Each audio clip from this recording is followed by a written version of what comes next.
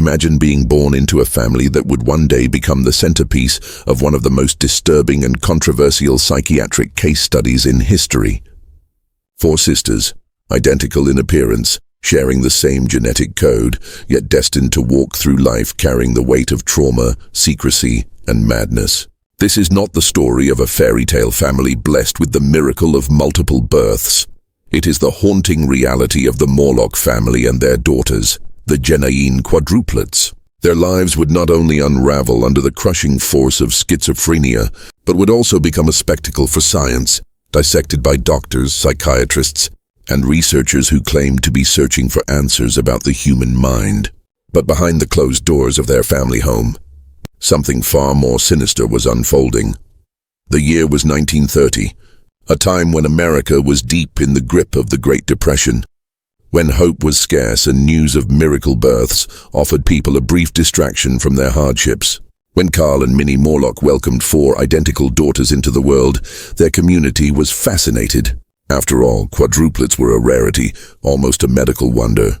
But as neighbors celebrated, the Morlok household was already struggling under a much darker shadow. Carl, the father, was no ordinary man.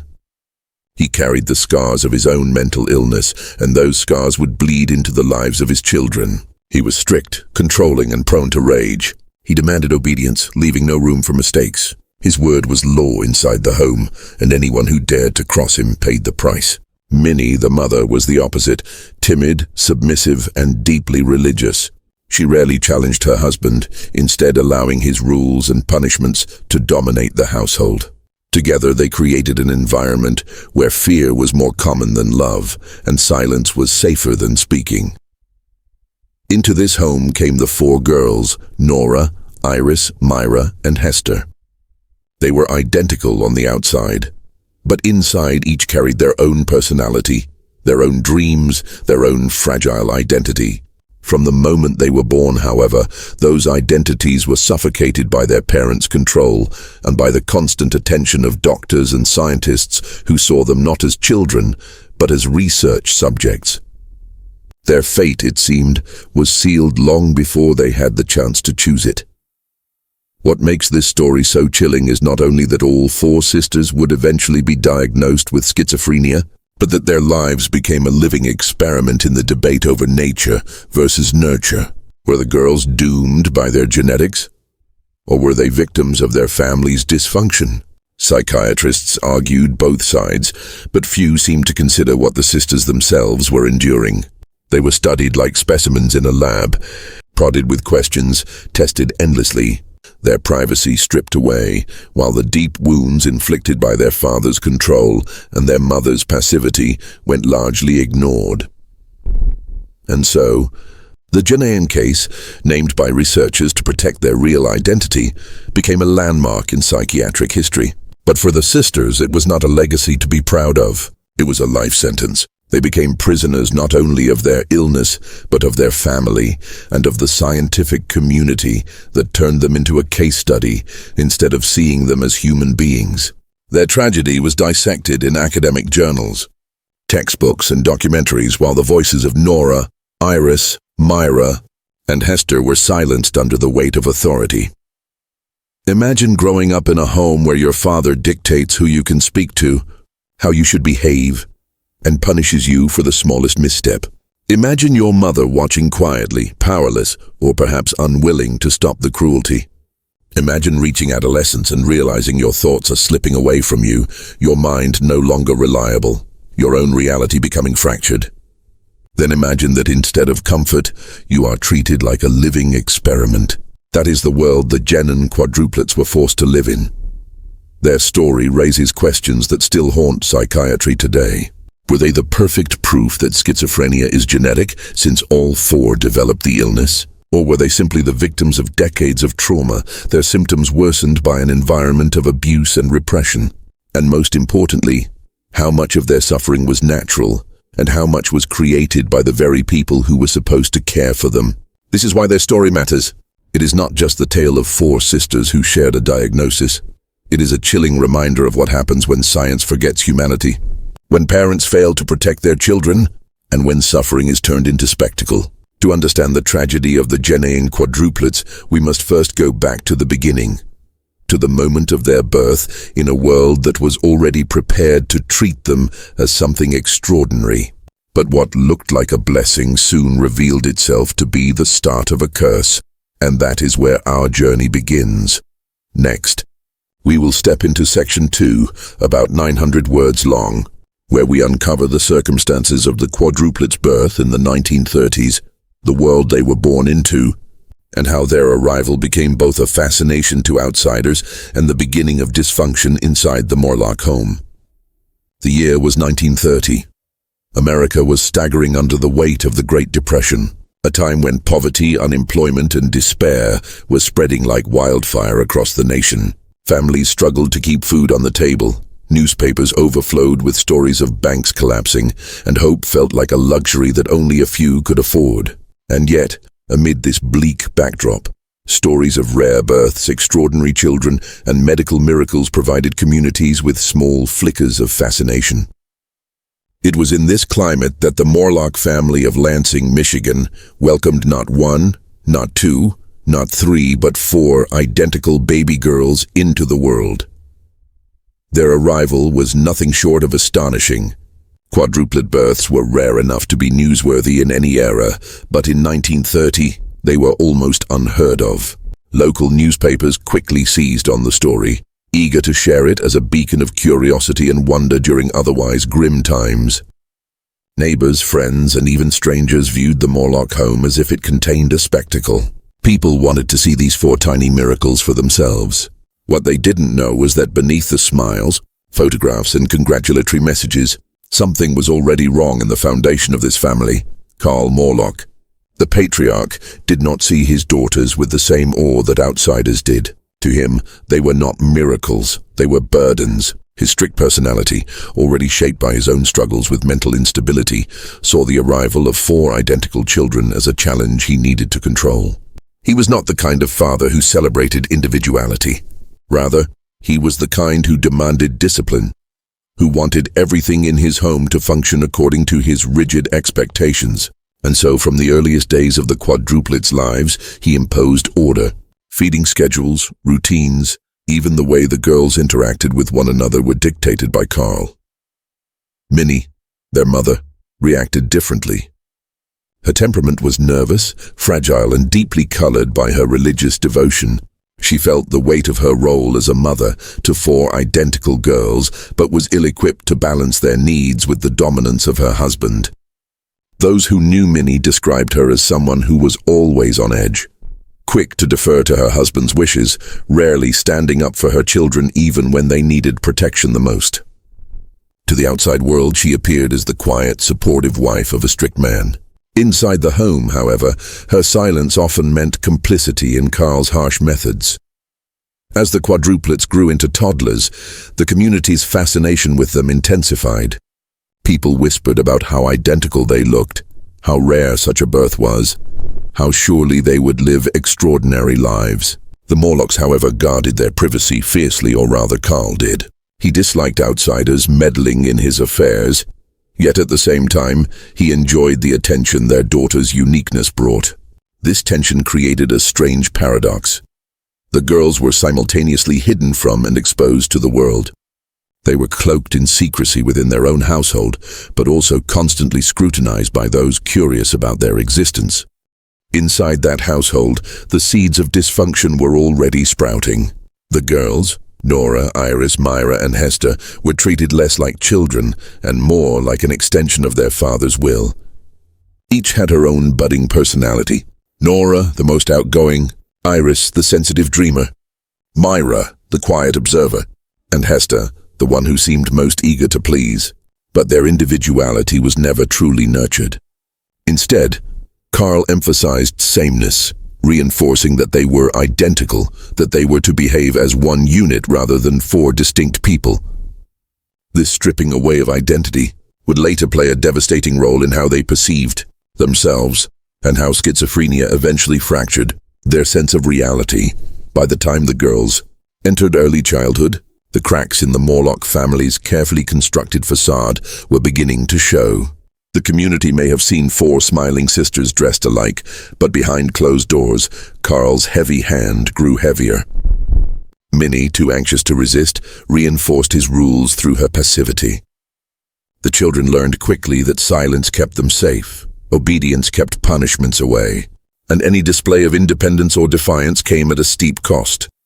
At this point, no one could have predicted that all four girls would later be diagnosed with schizophrenia. But those who studied their case in hindsight often pointed to these early years as crucial.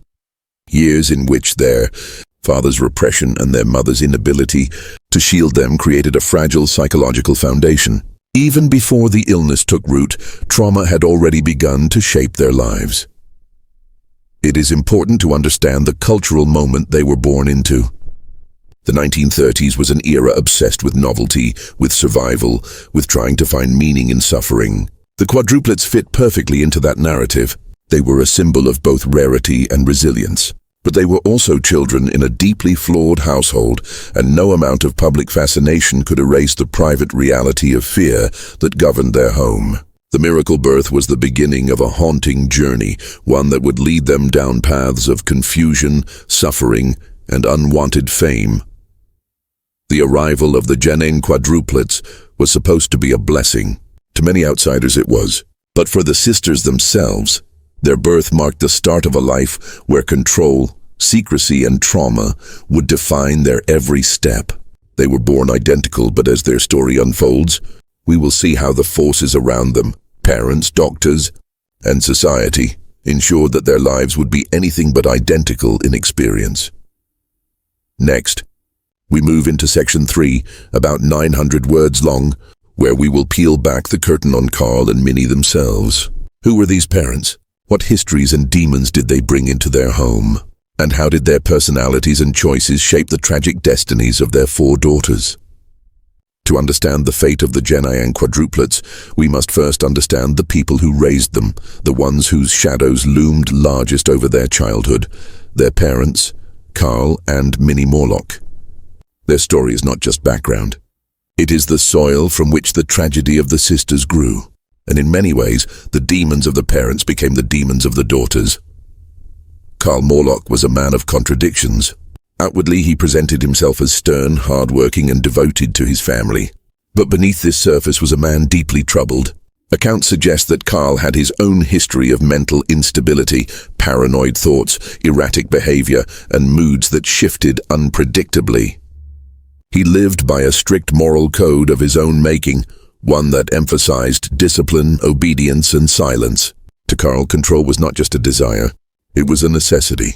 His world was tightly ordered, and anything that disrupted that order provoked his anger. He had little patience for disobedience, and in his household, his word was law. He believed that children should be seen, not heard, and that punishment was the only cure for rebellion. Some researchers later speculated that Carl himself may have carried genetic markers for schizophrenia or another mental illness. But whether or not that was true, what mattered most was how his behavior shaped the environment in which his daughters grew up. Carl was not nurturing. He was authoritarian. His love, if it existed, was conditional, measured in compliance and obedience rather than warmth or compassion. Then there was Minnie. In many ways, she was Carl's opposite, though not in a way that helped her children. Minnie was anxious, fearful, and deeply religious. She was described as nervous, high-strung, and prone to emotional outbursts. Yet at the same time, she seemed powerless in her own home. She rarely contradicted her husband. Instead, she supported his rules, reinforcing his authority, even when it meant allowing her children to suffer. Some accounts suggest she may have struggled with her own psychological issues.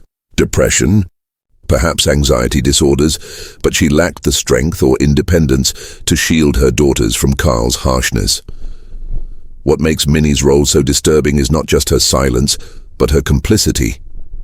While Carl delivered the punishments, Minnie often stood by, saying nothing, or worse, justifying his behavior as necessary discipline. When the daughters later described their childhood, they did not recall their mother as a source of comfort or protection. Instead, they remembered her as a shadow, present but ineffective. Her religion may have offered her comfort, but it also became a tool of repression. as she emphasized obedience, morality, and shame rather than nurturing. Together, Carl and Minnie created an environment of repression. The household was one of rigid schedules, constant surveillance, and little affection.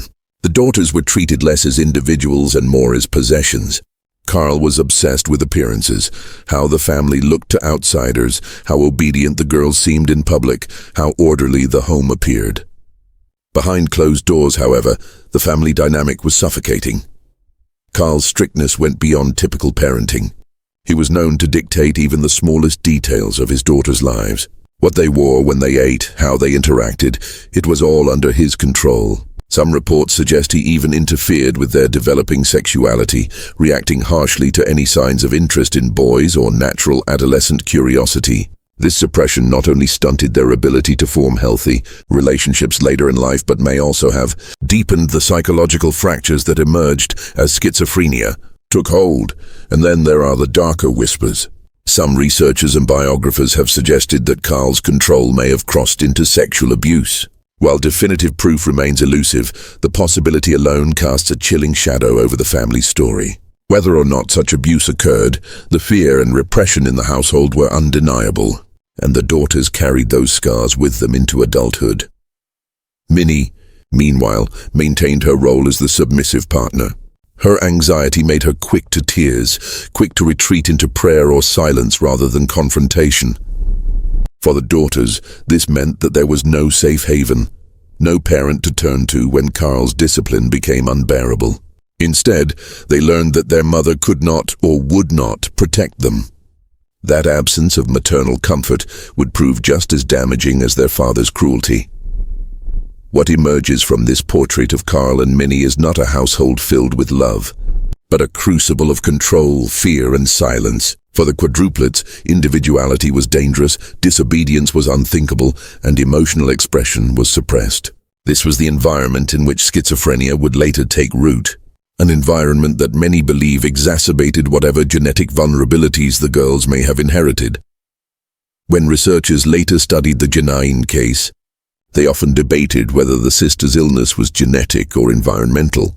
But anyone who looks closely at Carl and Minnie cannot ignore the toxic influence of their parenting.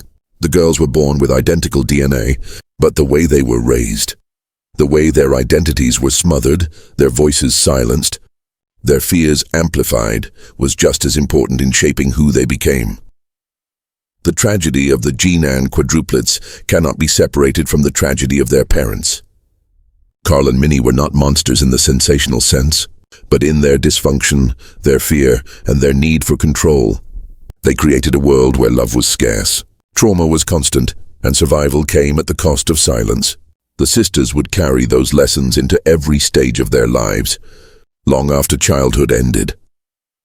To understand how those early years shaped the girls, we must now turn to their childhood, the years when the seeds of schizophrenia first began to emerge, when their personalities were still forming, and when the pressures of school, community, and family collided in ways that foreshadowed the storm to come. Next, we move into Section 4, about 900 words long, where we explore what it was like for the Genain sisters to grow up together, how they were treated at school, how they struggled to define themselves as individuals despite being identical, and how the earliest warning signs of schizophrenia began to show. Childhood should be a time of wonder, of discovery, of laughter echoing through the walls of a family home. But for the Genain Quadruplets, growing up was less about discovery and more about survival. They were born identical, but as they moved through their early years, their differences began to reveal themselves. And yet those differences were rarely celebrated. In a home governed by Carl's authority and Minnie's passivity, individuality was often treated as a problem to be corrected rather than a gift to be nurtured. At school, the four sisters immediately became a fascination. How could they not? Four girls, the same face, the same stature, dressed often in similar clothes. It was as though they had stepped out of a storybook. Teachers, classmates, and even strangers in town whispered about them, pointing, staring, sometimes marveling, sometimes mocking. The Genain sisters were never allowed to blend in. They were always marked, always noticed. For some, this attention felt suffocating. For others, It fed into a longing for identity that was constantly denied at home. Despite sharing identical DNA, the sisters each carried subtle traits that set them apart. Nora, the boldest of the four, had a spark of confidence in her younger years. She asked questions, spoke up when the others remained silent, and seemed determined to carve out a voice of her own. Iris, by contrast, was more sensitive, prone to daydreams, often lost in thought, fragile in a way that made her vulnerable to the pressures around her. Myra leaned toward quiet observation. She rarely spoke unless spoken to, but she absorbed everything, cataloguing the world with cautious eyes. And then there was Hester, who often seemed the most eager to please, bending her will to match the expectations of adults, seeking approval wherever she could find it. But their personalities, while distinct, were forced to fit within Carl's rigid framework. At home, individuality was dangerous. Carl demanded sameness, same behaviors, same answers, same posture, same silence. When one daughter dared to step outside those lines, punishment followed. The result was that each sister learned to suppress parts of herself, to hide what made her different, to shrink in order to avoid conflict.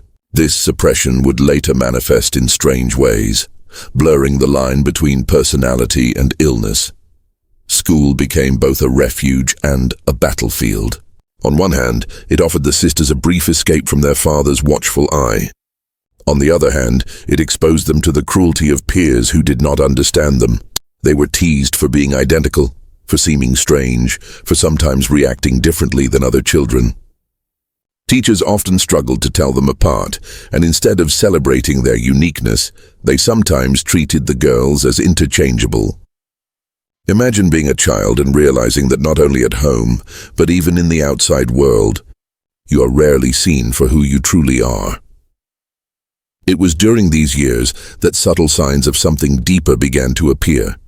Schizophrenia does not usually erupt overnight. It creeps in gradually, in whispers and shadows. For the Genain sisters, those whispers began in childhood. Iris sometimes seemed lost in her own world, struggling to separate fantasy from reality. Myra withdrew more and more, preferring silence over speech. Nora, once confident, began to show flickers of paranoia, small hints of distrust even toward her peers. Hester developed nervous habits, small gestures of anxiety that hinted at the storm growing inside her mind. Of course, at the time, these behaviors might have been dismissed as quirks of personality or the effects of growing up in a strict household. But looking back, doctors and researchers pointed to these moments as the early seedlings of schizophrenia. The sisters were already walking along a fragile edge, and their environment only pushed them closer to the cliff. Carl's response to these early signs was not understanding. It was control. If a daughter acted strangely, he demanded obedience. If a daughter withdrew, he saw it as defiance. If emotions ran high, he quashed them with discipline. Minnie, meanwhile, watched quietly, sometimes wringing her hands, sometimes praying but rarely stepping in. The girls quickly learned that their internal struggles had no outlet. There was no room to say, "Something feels wrong inside me." There was only silence, only suppression.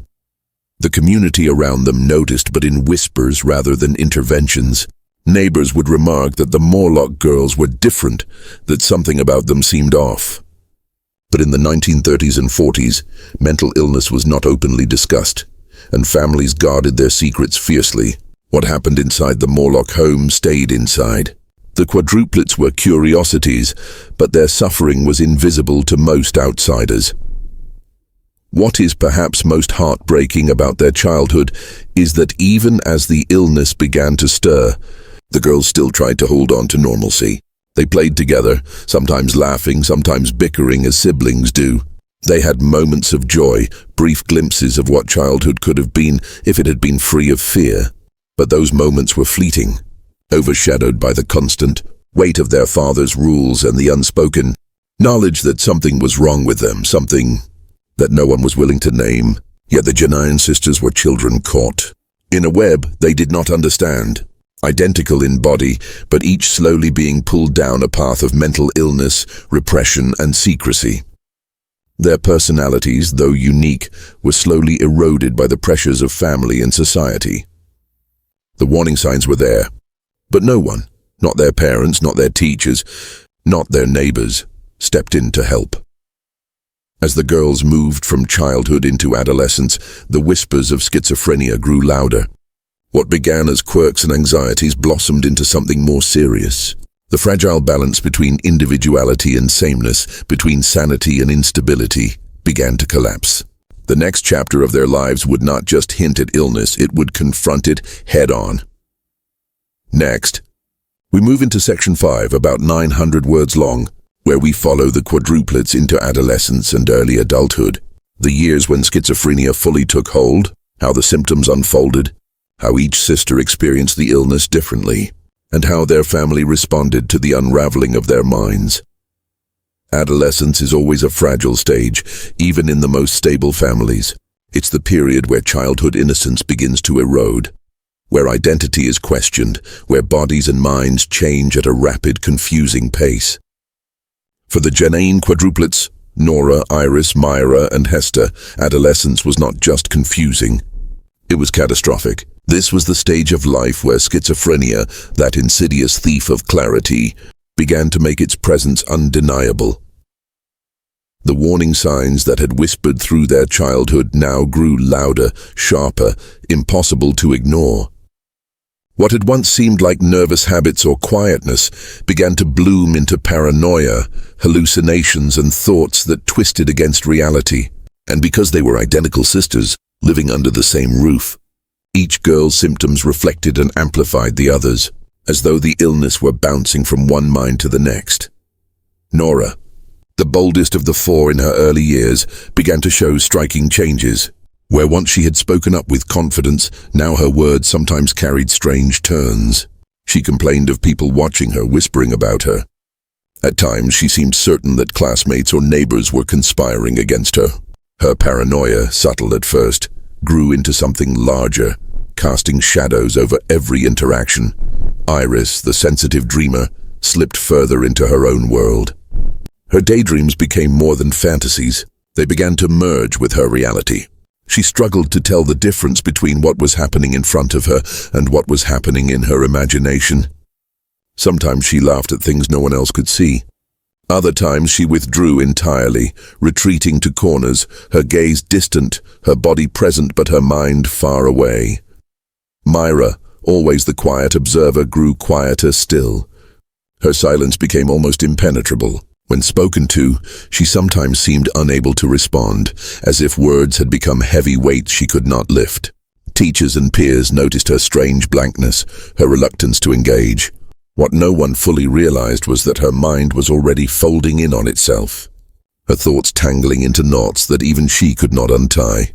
Hester, the one who had once tried so hard to please, developed intense anxiety.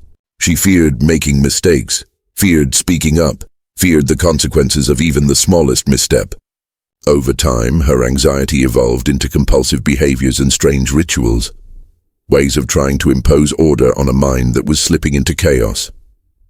She too began to show signs of delusional thinking, sometimes convinced that ordinary events carried hidden meanings directed at her. By their teenage years, it was no longer possible to dismiss these changes as quirks of personality. The Morlok household, already tense under Carl's authoritarian rule, became a pressure cooker. Carl responded to his daughter's strangeness not with compassion, but with harsher control. He believed that discipline could beat back the illness, that obedience could cure what was, in reality, a devastating psychiatric disorder. Minnie, as always, remained quiet, watching her daughters slip further into illness without intervening in any meaningful way. The shame of mental illness weighed heavily on the family. In the 1940s, schizophrenia was poorly understood and heavily stigmatized. Families often hid their mentally ill relatives, fearing judgment from neighbors and disgrace in their communities. Carl was no exception. He demanded secrecy. What happened in the home stayed in the home. To outsiders, the sisters were different, but the full truth of their unraveling was carefully concealed. Yet concealment could not stop the illness. Schizophrenia is relentless. It alters thoughts, distorts emotions, fractures reality. The sisters began experiencing auditory hallucinations, voices whispering to them, sometimes commanding them. Their sense of trust eroded as paranoia deepened. Each girl struggled in her own way, but all four were caught in the same spiral, each reinforcing the other's instability. For doctors and psychiatrists, this would one day be seen as extraordinary. Four identical siblings, all developing the same devastating disorder. For the sisters, it was nothing less than a nightmare. As adolescence tipped into early adulthood, the full weight of the disorder came crashing down. Hospitalizations began. Doctors and psychiatrists finally entered the picture, marking the start of decades of medical intrusion into the sisters' lives. But even then, treatment options were primitive. Schizophrenia was poorly understood, and early therapies often bordered on cruel, heavy sedation, invasive interviews, and sometimes even electroshock therapy. Instead of healing, the sisters often experienced further trauma. Within the family, Carl's grip grew even tighter. Reports suggest that he became increasingly obsessed with controlling his daughter's behavior, particularly their sexuality. He forbade them from dating, reacted with fury at any sign of independence, and enforced rules that stifled even the smallest act of self-expression. There are chilling accounts suggesting that Carl's control may have crossed lines of propriety and decency, with suspicions of abuse that have haunted the family's history. Whether or not every accusation was true, what remains clear is that the sisters grew up in an environment where fear dominated every relationship. The onset of schizophrenia did not just affect the sisters' minds, it reshaped their futures. Their chances of forming normal friendships, pursuing education, or building independent lives were slipping away. Each hospitalization, each relapse, each strange behavior further isolated them from a world that already didn't understand them. For psychiatrists, the Genain case became a goldmine of data. For the sisters, it became a cage. As their illness deepened, researchers began circling, eager to study what they saw as a once-in-a-lifetime opportunity. Four identical siblings, all suffering from the same disorder. Their suffering would soon be transformed into research papers, textbooks, and lectures. Their humanity, once again, was secondary to the spectacle of their condition. By the end of their adolescence, the Genain sisters were no longer simply four girls struggling with a strict father and a submissive mother. They were patients. They were case studies. They were, in the eyes of many, examples rather than individuals. Their lives, already fractured, were about to be dissected under the cold gaze of science. Next, we move into section 6, about 900 words long, where we uncover how science discovered the quadruplets, how decades of medical examinations, psychiatric interviews, and invasive studies turned their private suffering into one of the most infamous case studies in psychiatry. By the time the sisters' adolescence had collapsed into confusion and illness, the Morlok household was no longer just a private tragedy. Word had spread, neighbors whispered, teachers noticed, doctors began to ask questions, and in the world of psychiatry, whispers like these did not go unnoticed. What researchers saw in the Genain Quadruplets was not just four young women in distress. It was an extraordinary opportunity. The field of psychiatry in the mid-20th century was in desperate search of answers. Schizophrenia was one of the most baffling and feared mental illnesses of the time. It appeared suddenly in late adolescence or early adulthood, tore apart personalities, and often condemned its victims to lifelong institutionalization. Its causes were debated fiercely. Some scientists believed it was rooted in genetics, passed down invisibly through bloodlines. Others argued it was the product of environment, of trauma, of parental influence. Nature versus nurture. It was one of the greatest debates in medicine. And here, in a quiet American town, lived four identical sisters, all with schizophrenia. For scientists, it was as if fate had delivered them a living experiment. Researchers gave the sisters a pseudonym to protect their identities. They would not be remembered as the Morloks. Instead, they became the Genain Quadruplets. The name came from a fabricated Greek root meaning dire birth. Even in their code name, their lives were defined by tragedy. From then on, their humanity would often be secondary to the role they played in science. Psychiatrists descended on the sisters with clipboards, questionnaires, and invasive curiosity. They interviewed them for hours, probing every detail of their lives, from their earliest memories to their most private fears. They charted the differences in the sisters' symptoms: Nora's paranoia, Iris's hallucinations, Myra's withdrawal, Hester's anxiety. They studied their speech patterns, their handwriting, even the way they walked. No detail was too small to record. Over decades, teams of psychiatrists returned again and again. They filmed the sisters, photographed them, and documented their progress, or more often, their decline. They collected medical records, family histories, and genetic data, convinced that the Genain sisters held the key to unlocking the mystery of schizophrenia. Their father Carl and mother Minnie were interviewed as well, and their disturbing home environment was noted, though never treated as central to the case. To the scientists, the family's dysfunction was merely another variable to analyze, not a source of human suffering. One of the most influential reports came in 1963, in the form of a book-length case study titled The Genain Quadruplets. It became required reading for generations of psychiatrists. The book presented the sisters' lives in exhaustive detail, charting everything from their menstrual cycles to their sexual habits, their illnesses, to their daily routines. For the scientific community, it was a groundbreaking contribution to the debate over nature and nurture. For the sisters themselves, it was another violation of privacy, another reminder that their lives were not their own. The case was celebrated. Here finally was evidence that could be twisted to fit both sides of the argument. If all four identical sisters had schizophrenia, then surely the disorder must be genetic. But the Morlok household's abuse and repression offered a powerful environmental explanation as well. Scientists used the case to bolster whichever theory they supported, often ignoring the complexity of the sisters' real experiences. Ethical boundaries, as we understand them today, barely existed in mid-20th century psychiatry. The sisters were studied intensively, but they were not given true agency.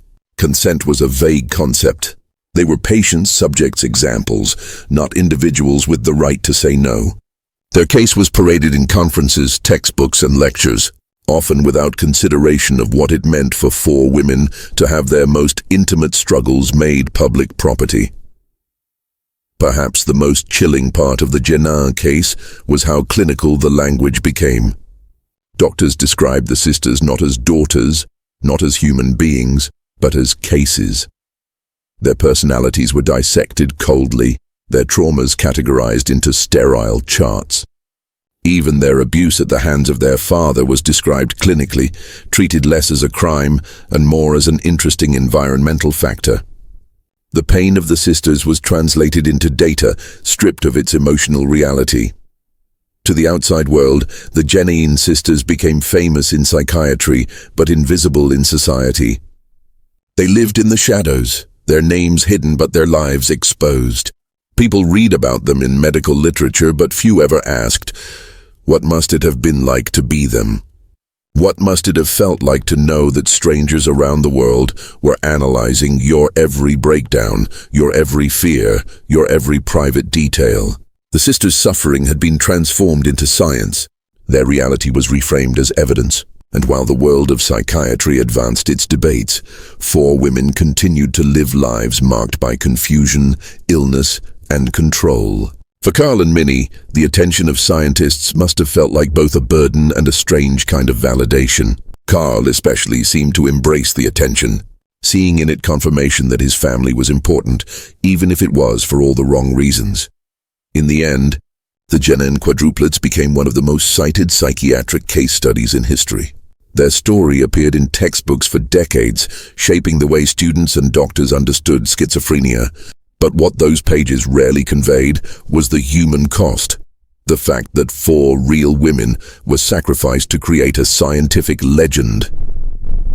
The question remains, were the Genain sisters truly understood?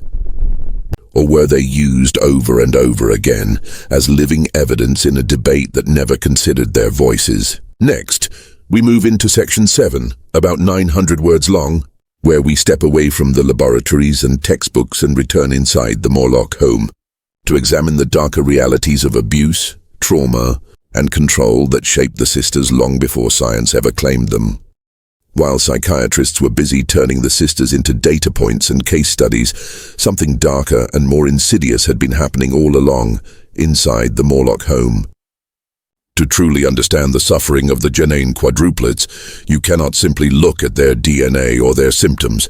You must step back inside the four walls where they grew up. Because long before researchers arrived with their clipboards and questions, Carl and Minnie had already carved trauma deep into their daughters' lives. Carl Morlok ruled his household like a dictator. His word was absolute, his rules ironclad.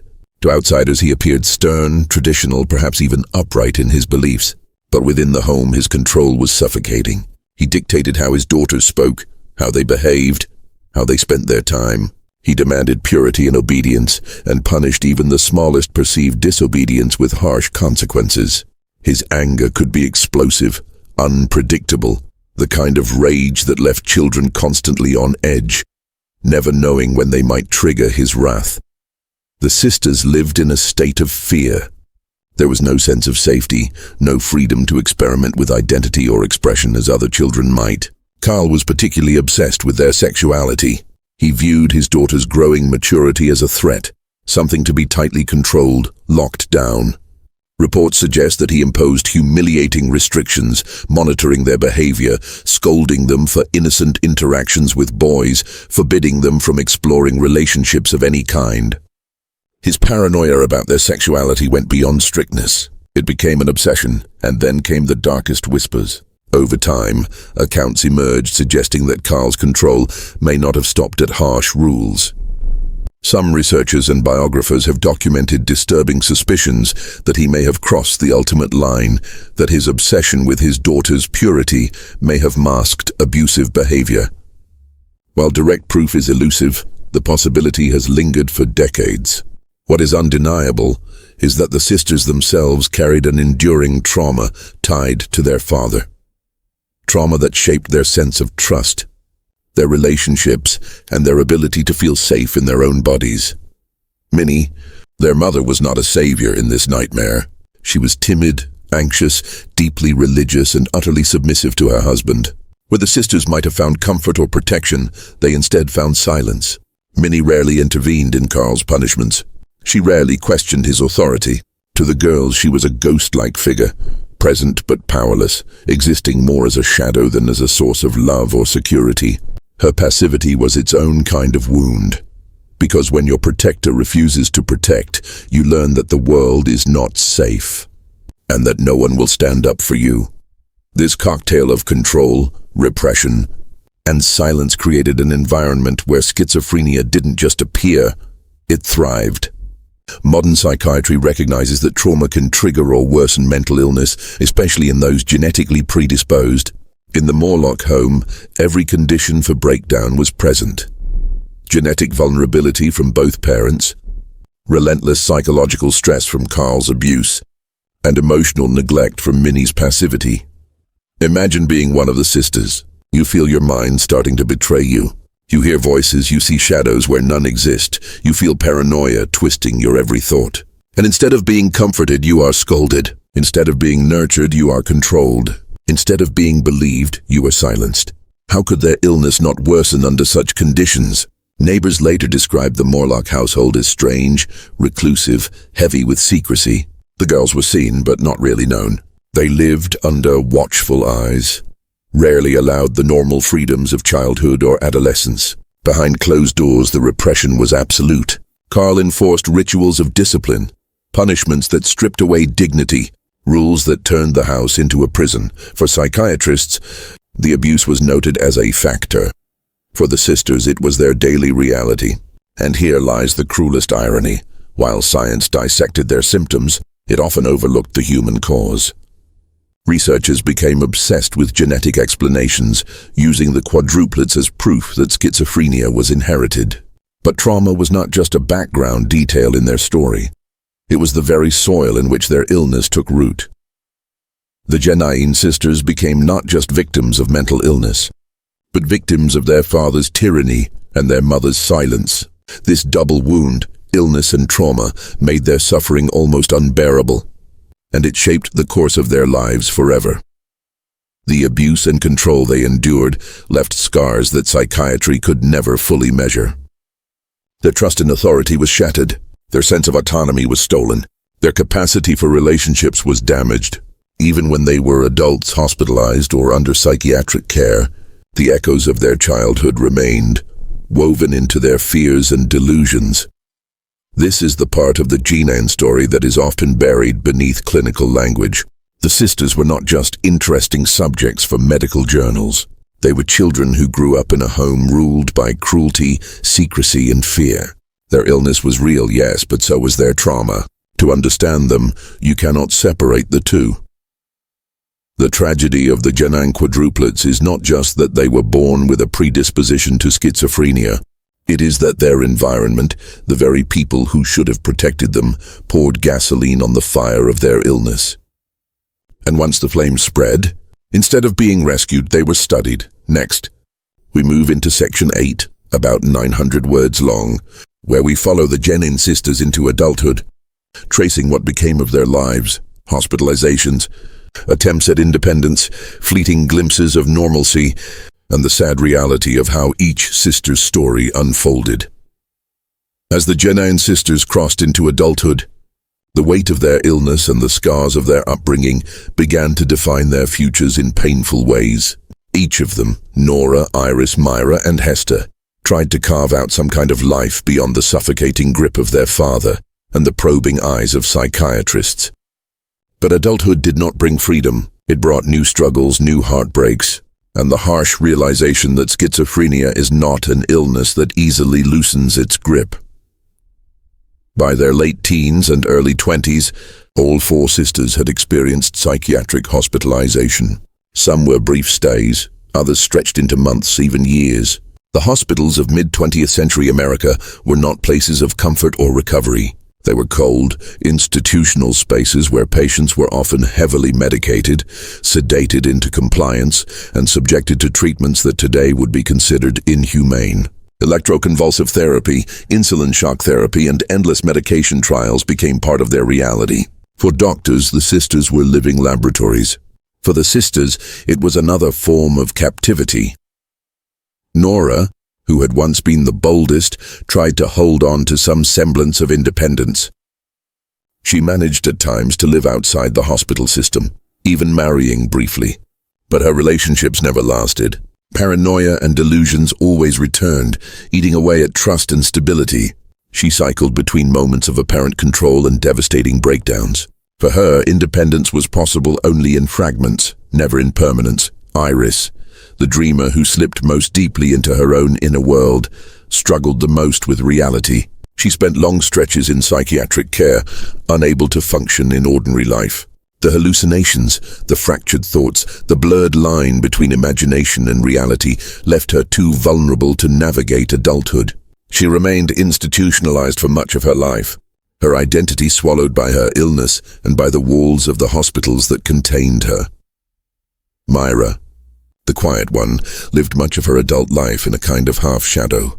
She could sometimes pass as stable, maintaining a semblance of normalcy, but the effort exhausted her. Schizophrenia is not only about hallucinations and paranoia, it is about flatness, emptiness, the erosion of motivation and joy. Myra carried this burden silently, her adult years marked by quiet survival rather than flourishing. She never escaped the orbit of her illness, and like her sisters, her independence was always fragile. Hester, the anxious perfectionist, also made attempts at carving out her own life. There were brief glimmers of hope, small jobs, attempts at relationships, moments of social connection. But her compulsions, paranoia, and fears always crept back in, undermining her progress. She too cycled in and out of institutions, never fully free of the watchful eyes of doctors and caretakers. What is most haunting about their adult years is how similar, and yet how different, their lives became. All four were trapped by schizophrenia, but the severity varied. Nora functioned better than Iris. Myra hovered somewhere in between, and Hester struggled constantly with anxiety-driven delusions. These differences fascinated psychiatrists, who endlessly compared the sisters in search of patterns. But for the sisters themselves, it meant that their paths, though parallel, diverged in painful ways. Some could taste glimpses of normal life, while others never had the chance. The family dynamic continued to cast its shadow over their adulthood. Carl's control lingered, even after the sisters were legally adults. His obsession with their purity and his need to dominate their lives left lasting scars. Some researchers noted that the sisters struggled with intimacy, sexuality, and trust, unable to form stable romantic bonds. The echoes of their father's control reverberated through their adult attempts at love. Minnie, passive as ever, offered no real escape, no safe harbor. For the psychiatric community, their adulthood was a goldmine of data. For the sisters, it was a slow erosion of self. Every hospitalization, every interview, every test reinforced the idea that they were not individuals but subjects. Their most private struggles were published in textbooks, discussed at conferences, and analyzed by strangers. They were never allowed to simply be women living with an illness. They were always the Genain Quadruplets, a label that overshadowed everything else. And yet, within all of this tragedy, there were fleeting moments of humanity. There were afternoons where the sisters laughed together, moments of sibling closeness that broke through the fog of illness. There were attempts at jobs, however short-lived. There were glimpses of connection, fleeting sparks of normalcy. But those sparks never lasted. The weight of their illness, combined with the trauma of their upbringing and the exploitation of their case, always pulled them back into shadow. By middle age, most of the sisters were living under some form of care. Some remained institutionalized, others lived in supervised housing, rarely fully independent. Their story, so sensationalized in psychiatric circles, was in reality one of quiet, grinding survival. No dramatic recoveries, no miraculous cures, just 4 women enduring a life shaped by forces they could never control. And this is perhaps the saddest part of all. Their adult lives were not only stolen by illness, but by exploitation. Instead of being remembered as individuals with dreams and potential, they were remembered as a case study. Their humanity was overshadowed by science, and while psychiatry advanced its understanding of schizophrenia, the Genain sisters lived and died largely in obscurity.